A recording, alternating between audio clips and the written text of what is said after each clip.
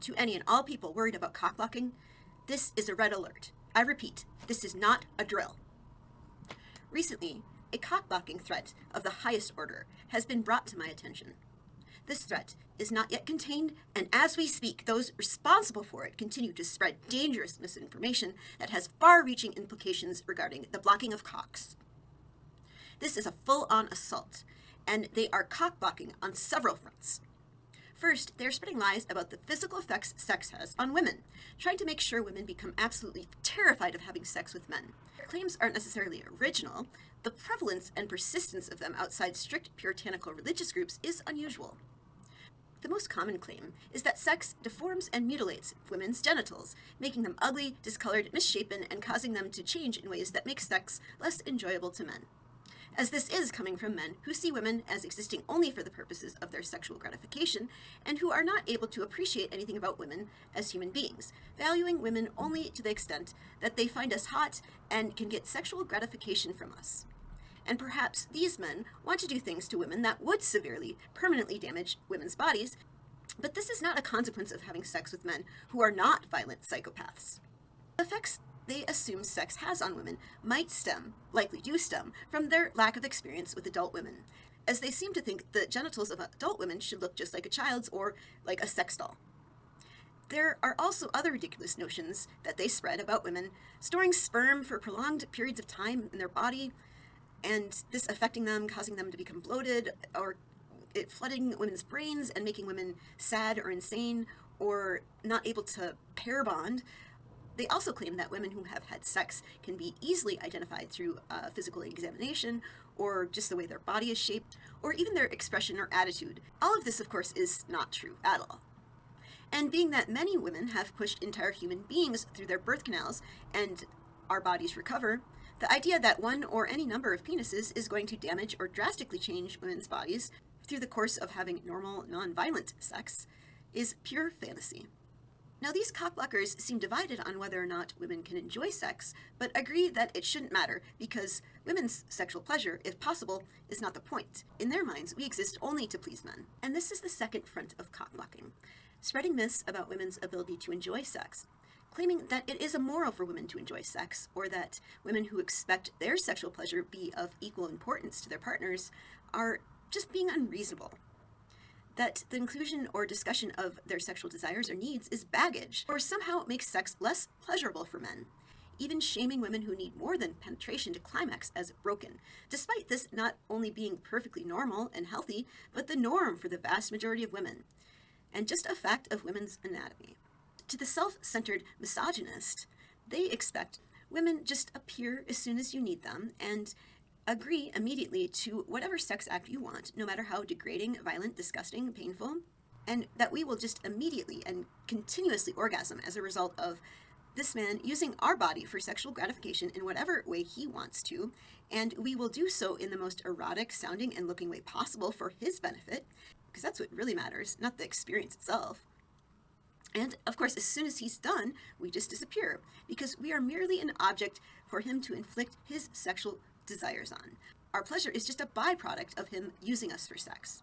And, of course, for men whose entire sexuality is wrapped up in porn, when they see women who have their own desires, opinions, expectations, wants, who don't just look perfect constantly, whose bodies aren't waxed and bleached and surgically altered to look like a sex doll, women who aren't focused on looking and sounding hot for their partner during sex, it's a real blow to his ego to have a woman who's a human being rather than an object that exists solely for his gratification. This is only a problem for egocentric, misogynistic, self-centered men. Healthy, emotionally mature men actually get a lot of gratification off of their partner's pleasure. They want to have sex with an actual human being, not a doll, not an object. I suspect that there are those among you that will say this is not a cock-blocking strategy per se, but a desperate attempt for men who are incredibly bad at sex and not willing to do so much as, well, I would say lift a finger, but really just move a finger just slightly in order to remedy the situation.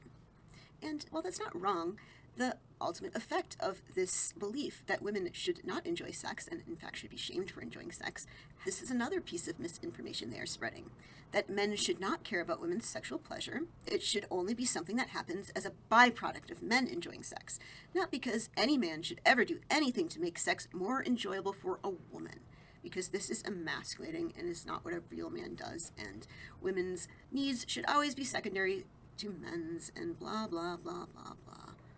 These men are obviously scared of men who aren't horrible in bed.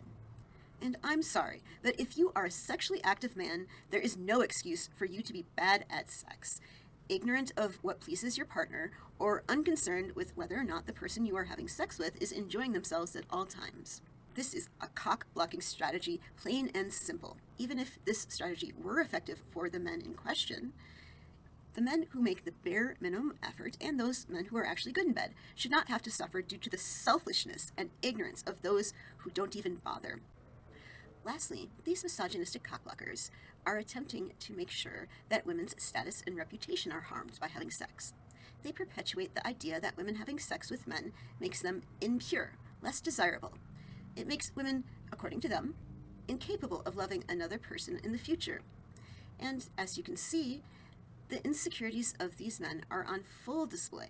As with all of these arguments that demonstrate, in their mind, why sex with men has no redeeming qualities and should be pursued by no woman ever, they're showing that they are very concerned about women who have sexual experience, women who expect to enjoy sex, who know what they like and what they want and aren't afraid to ask for it. Perhaps if these men were not corrupted by the notion that sex is something to be inflicted on women, something women endure for the sake of men, that women are objects that men use for sexual gratification, women would and could tell them exactly what they like and what they want, and this would be a very positive thing for everybody involved.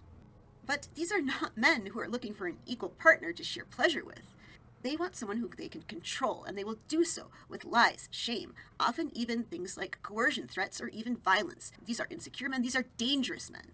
Women's sexual agency, women being confident and assertive, enjoying sex on an equal level, is terrifying to them. These are men who are profoundly inexperienced and ignorant regarding all things related to sex and women. Such ideas come from men who hate women and hate themselves.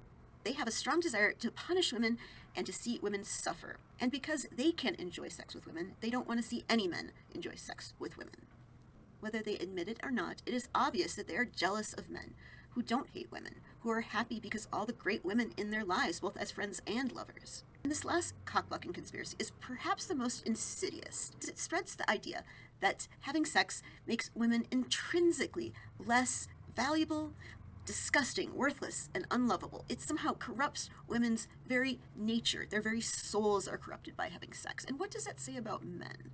If they believe that this is their effect on women, that men are inherently corrupting, that men inherently steal value from women. These ideas are not just misogynistic, they're self-hatred as well. They're misandrist, because that hatred is not just turned inward, it's turned on all men.